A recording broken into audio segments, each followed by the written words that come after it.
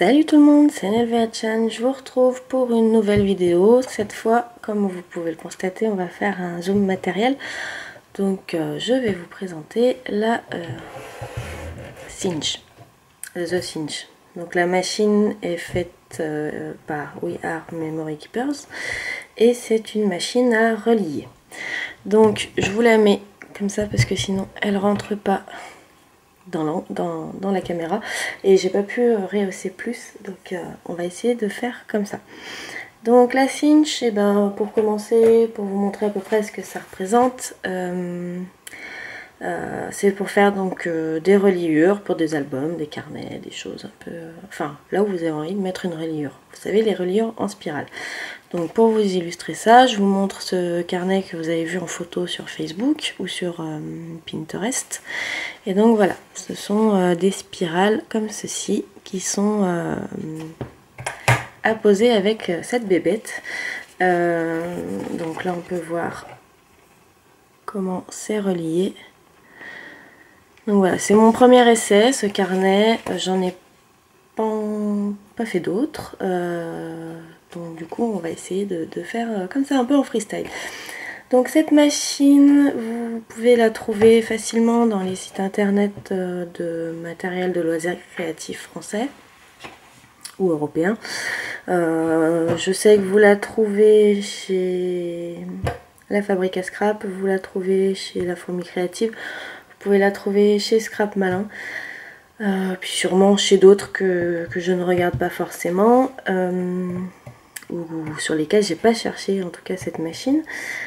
Donc sur ces trois sites là, les prix varient entre, on va arrondir, on va pas faire les virgules, entre 90 € et 130 je crois.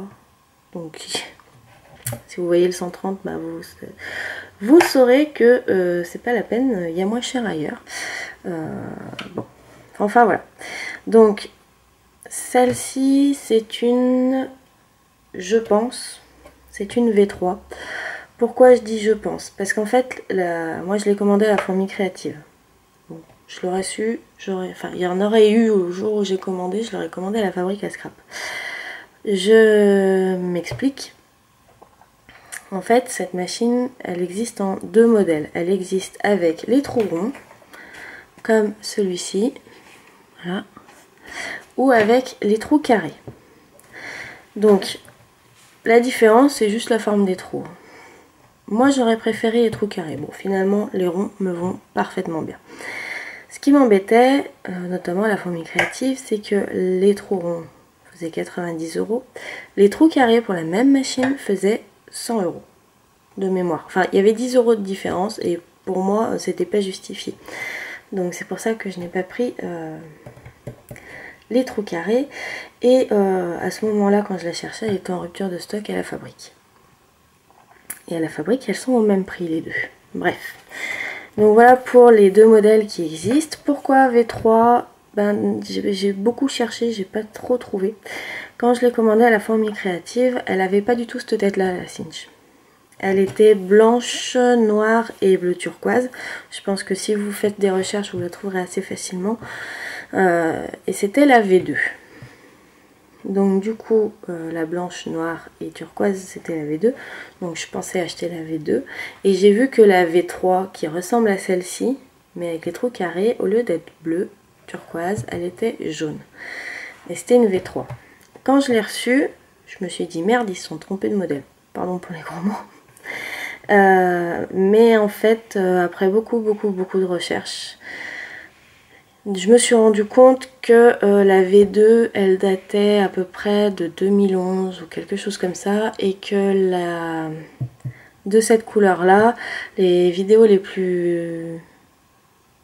présentations les plus vieilles devaient dater de 2014 ou quelque chose comme ça. Donc j'en ai déduit que comme c'était la même façade que la V3 pour les trous carrés en jaune, ça devait être la V3 pour les trous ronds. Voilà pour la petite histoire. Désolée, ça a duré un peu longtemps. Donc, moi, j'ai les trous ronds. Comment elle se présente, cette machine? Tout bête, vous avez une poignée ici pour pouvoir perforer vos papiers. vous avez ici tout ça là. Alors oui, avec la poignée, je vous montre.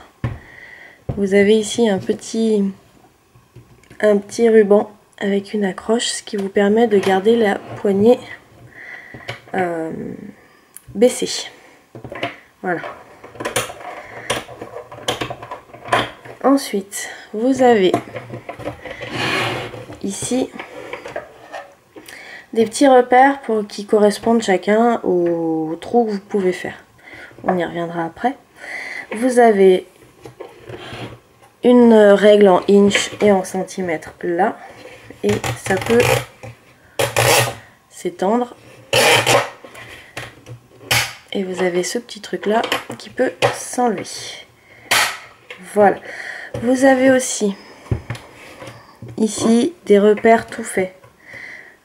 Moi je m'en suis pas encore servi. Bon, 100 inch, c'est pas évident, hein, forcément.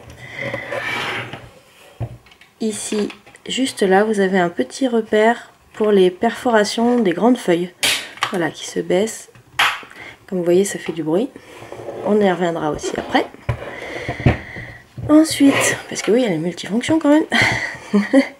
Vous avez ici de quoi poser vos anneaux. Alors, je vais vous montrer ça. Vous avez vos anneaux. Vous pouvez les poser ici.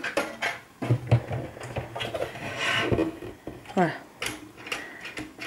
Et ça tient. D'accord. Et pour plus ou moins terminer, hop, je referme la poignée. Ici, vous avez pour fermer et pour ici là, pour fermer les anneaux. Donc cette partie là dépend de la poignée.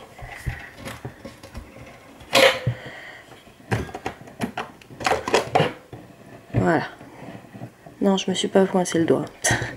Voilà, donc ça dépend, ça s'actionne avec la poignée. Et pour régler en fonction des anneaux, on va essayer de zoomer un peu.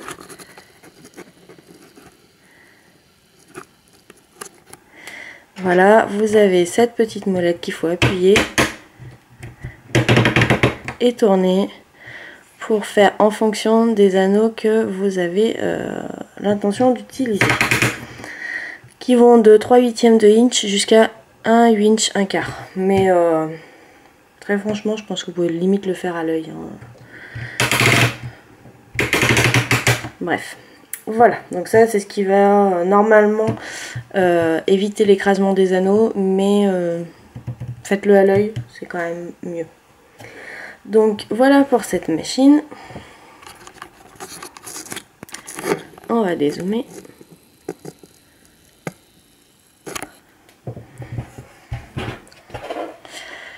Donc voilà pour la bébête. Donc je pense que je vous ai montré à peu près tous les endroits qui s'utilisent dessus. Donc je vais vous faire un petit tour après rapide. Donc oui, la première chose à faire avec la cinch quand vous allez l'utiliser, et à chaque utilisation, il faut plus ou moins, je dirais, pas la nettoyer parce que c'est pas du nettoyage, mais en fait les perforatrices à l'intérieur, celles qui font les trous, forcément pour que la machine fonctionne bien, elles sont huilées. Donc si vous l'utilisez pas d'un certain temps, ou pour votre première utilisation, ou parce que vous avez vraiment pas envie d'avoir une petite mésaventure lorsque vous allez faire votre beau projet tout propre, bien ficelé et tout, moi je vous conseille, et c'est d'ailleurs marqué dans la notice, de perforer du papier brouillon à l'avance pour virer les résidus d'huile. Donc j'ai pris un papier, n'importe lequel, hein, du papier brouillon, et vous appuyez sur la poignée, et là ça n'a pas marché parce qu'en fait j'ai retiré le fail. Voilà, je me disais que normalement ils n'étaient pas dans cette position là. Voilà, donc là je vous remontre. Donc vous y mettez votre feuille et vous appuyez. Une fois que c'est fait, vous relevez, et là, je sais pas si vous allez le voir, ici on voit que c'est un peu gras autour. Donc voilà, c'est pour enlever ce genre de résidus d'huile qu'il faut nettoyer la cinch en perforant du papier brouillon, etc., etc. Donc vous voyez, je l'ai fait une deuxième fois, il y en a encore un tout petit peu. On va faire une troisième. Et là, bah, là ça m'a pas l'air mal. Il y a peut-être encore un ou deux endroits, mais bon, c'est très peu. Et je vais faire du noir, donc peu après, du moins. Et donc du coup, pas besoin de plus que ça. Donc le principe, comme vous l'avez vu, c'est de perforer. Donc on a nettoyé les poinçons, entre guillemets. Alors, on va faire quelques petits exemples. Forcément, j'ai pas prévu de feuille de papier, c'est bien. J'ai tout compris. Hop. Je vais vous montrer avec du papier blanc basique. Donc, un truc que vous allez avoir besoin si vous faites du petit format. Et alors là, je vais essayer de vous le montrer. Ah oui, c'est peut-être plus comme ça. Ouais, voilà. Hop. Est-ce que vous voyez le petit center? Donc, centré, tout simplement. Voilà, donc cette petite flèche là, elle va vous servir pour faire des reliures pour petits gabarits. Petits gabarits de ce genre là. En fait, voilà, de ce genre là. Et donc en fait, c'est tout ce qui va être, je crois, inférieur à 15 cm. Parce qu'il me semble, on va mesurer ça tout de suite, que ici, on est, voilà, on fait de poinçon à poinçon, on est quasiment à 15. Avec peut-être 5 mm de chaque côté en vide. Tout ce qui est de 15 ou inférieur à 15 cm sur la partie, sur le bord à relier, et vous allez utiliser la petite flèche centrée que je vous ai dit, que je vous ai montré. Tout ce qui va être supérieur à 15, vous allez caler, hop, votre papier contre cette butée là, vous allez perforer, ensuite on va faire la manip directement, ce sera fait. Donc admettons que je veuille perforer mon A4 comme ça. On va prendre le A4, je vais le mettre bien embuté, vous voyez rien du tout avec le manche, bien embuté avec ça, voilà. Donc j'appuie, voilà. Et une fois que c'est fait, donc je peux retirer ma feuille, c'est pas un problème. Et on va venir tirer la règle. Et en fait, vous voyez, là, pour les deux derniers trous, on va utiliser l'avant-dernier. Ah, je vois rien du tout. Les deux derniers trous qui sont ici, là, voilà. On va utiliser l'avant-dernier. Et l'avant-dernier, on va venir le caler avec le repère qui est juste là. Je vais essayer de vous montrer.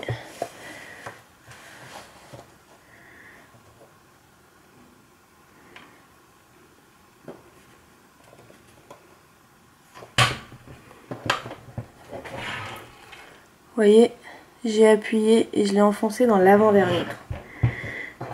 Ensuite,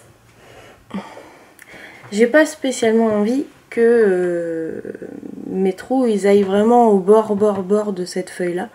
Donc pour éviter ce problème là, la cinch elle a une capacité très intéressante, c'est qu'on peut retirer des poinçons. Lorsqu'on appuie, ils vont pas s'activer.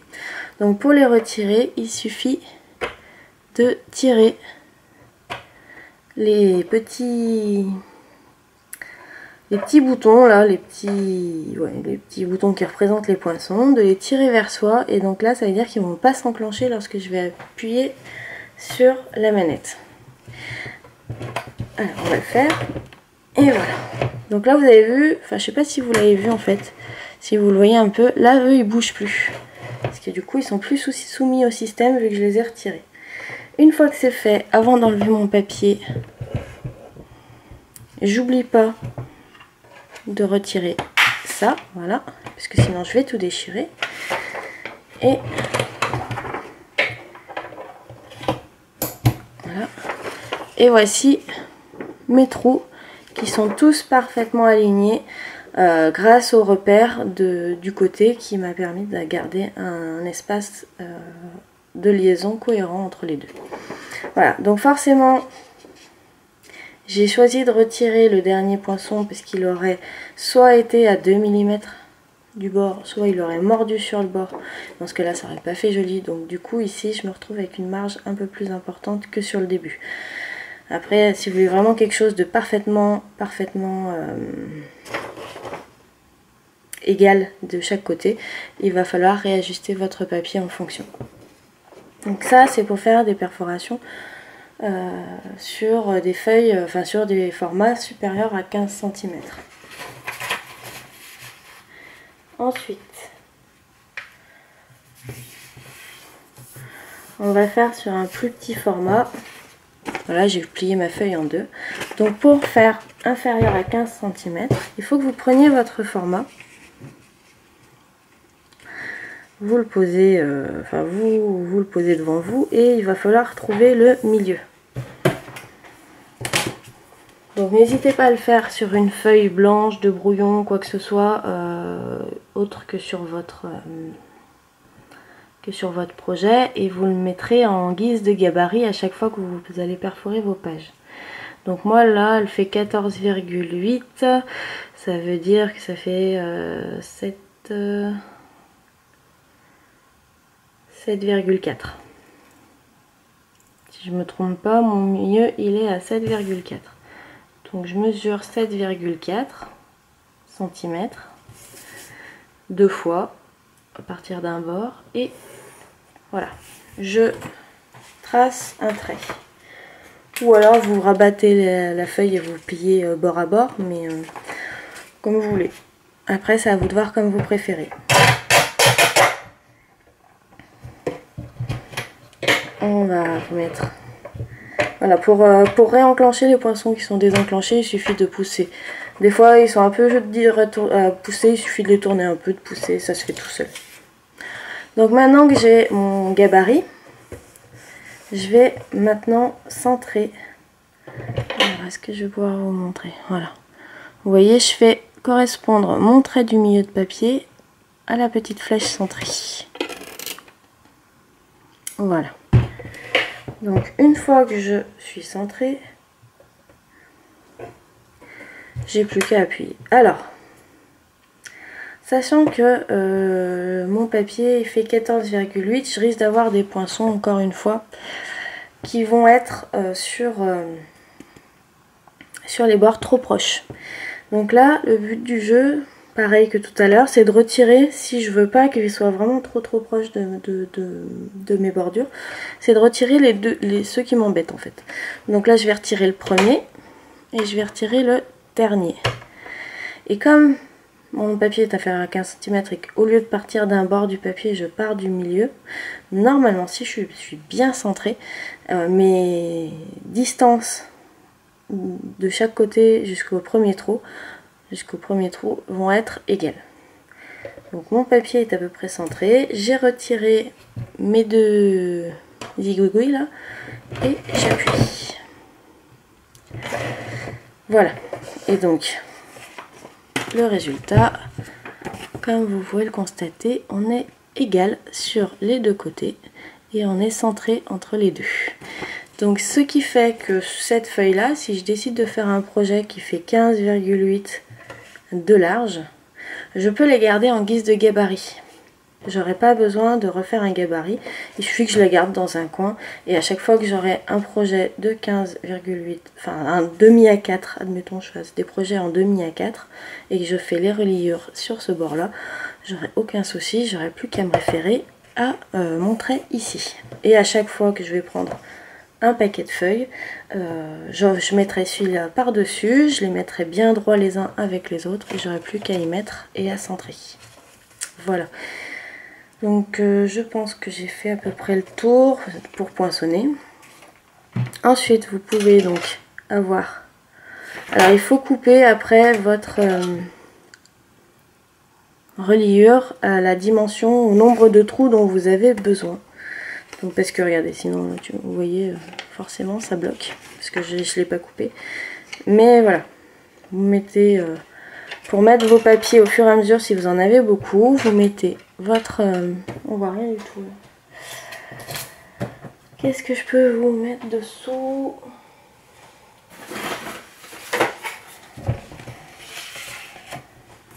Voilà, donc là, j'ai mis ma reliure. Et au fur et à mesure que je perfore mes feuilles, je les pose ici. Voilà. Et normalement, il n'y a pas de problème de butée puisque vous coupez votre reliure aux dimensions, au nombre de trous que vous allez avoir besoin. Donc pour couper les reliures, ce qui est conseillé, c'est pas de couper trop au bord. Voilà, faut pas couper là en fait. Faut couper au milieu. Au milieu, entre les deux, pile poil, bah ça c'est vous qui voyez. Hein, bon. En fait, il faut que vous ayez un petit rebord comme ça de chaque côté. C'est ce qui va permettre, voilà, c'est celui que j'ai coupé moi. C'est ce qui va permettre que votre papier il se fasse pas la malle en fait. C'est ce qui va bloquer votre papier ici et là pour éviter qu'il ne s'en aille. Voilà. Donc voilà. Donc une fois que vous avez mis tous vos papiers là-dedans, on tourne la machine, on récupère son projet et on va venir coincer dedans. Donc là c'est pas évident à vous montrer. Je vous montrerai en faisant un essai. Enfin en faisant un projet avec vous dessus. Mais voilà. Vous avez, oui j'ai oublié de vous montrer aussi.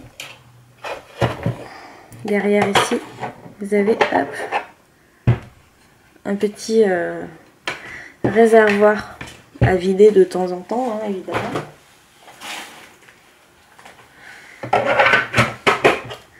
Et je voulais vous montrer aussi les tailles. Alors moi j'ai pas toutes les tailles de reliure.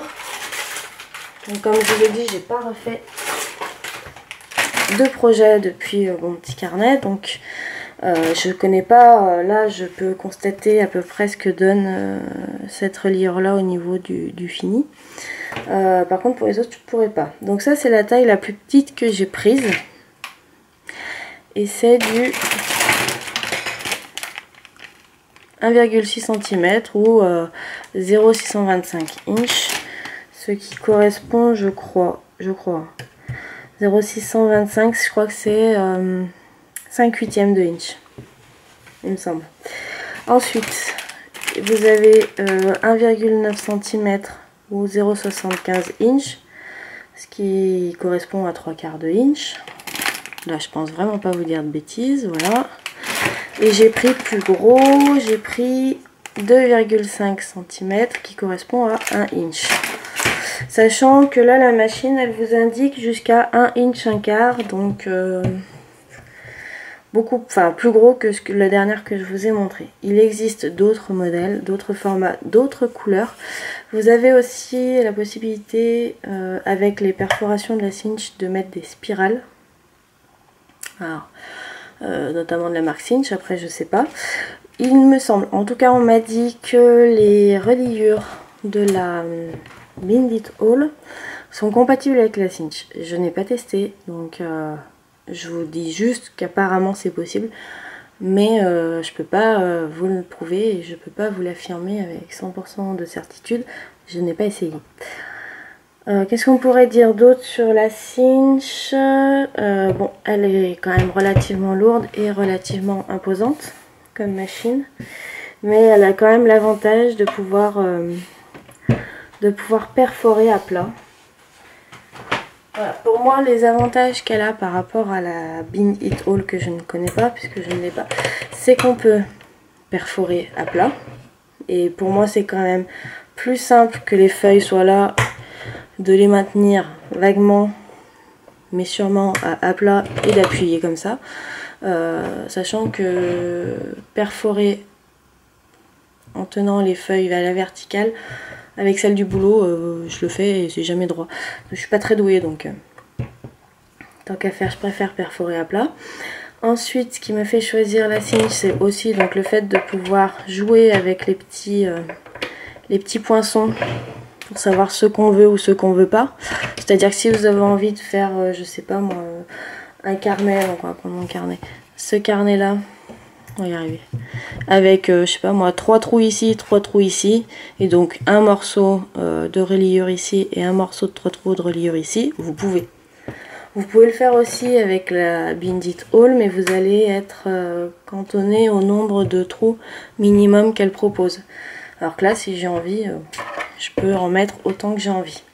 Voilà, donc ça c'était le deuxième point. Qu'est-ce qu'il y avait d'autre? Non, je crois que j'ai fait à peu près le tour.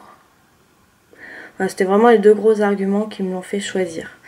Après, j'ai souvent vu et entendu dire qu'elle ne pliait pas les reliures droites. La cinch, enfin droite, oula, je dis de faire des jolis ronds avec la cinch, c'était pas possible. Ce que j'ai constaté, c'est qu'effectivement, il faut pas bêtement mettre derrière sa reliure avec son projet et appuyer.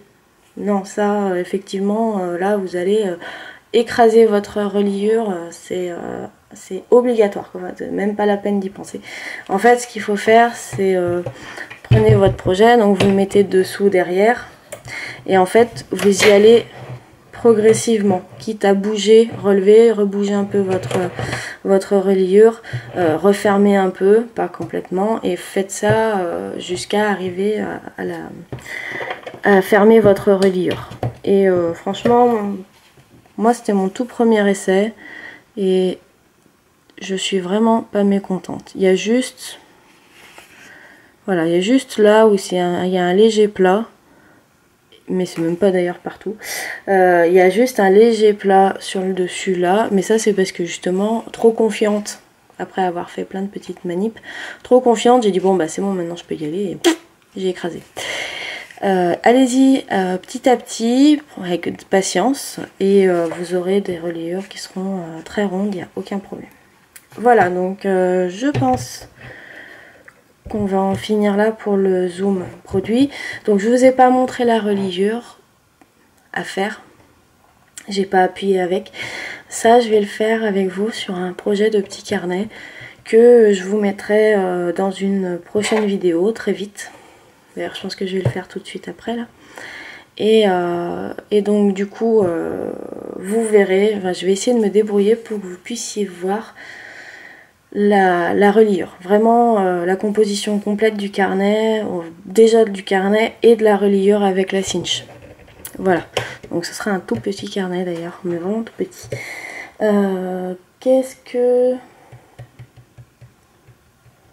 Non, je pense que j'ai rien oublié au niveau de la présentation de la machine, donc je vais vous laisser sur ces dernières images. J'espère que la revue n'est pas trop longue, ce zoom n'est pas trop long, je m'excuse, je suis pas très douée pour faire court, que du coup ça vous en aura appris un peu plus sur la cinch parce que je trouve qu'on a très peu d'informations dessus. Merci à toutes les personnes qui m'ont aidé à choisir et qui m'ont conseillé, parce que vraiment je regrette pas du tout mon choix, et je la trouve absolument géniale, même si j'ai pas encore eu l'occasion de beaucoup la tester. Rien que mon premier essai, plus toutes les bidouilles pour apprendre à la manipuler, j'ai trouvé ça au top. Donc je regrette pas du tout mon choix et elle me convient très très bien. Merci beaucoup en tout cas de m'avoir donné les réponses que j'attendais quand je cherchais partout pour faire mon choix entre la cinch et la Bindit Hall. Merci à toutes mes abonnées d'être là également, de suivre mes chaînes, j'espère que ce zoom vous aura plu. En attendant de faire le petit carnet avec vous, je vous fais plein de gros bisous et je vous dis à très bientôt. Bye bye.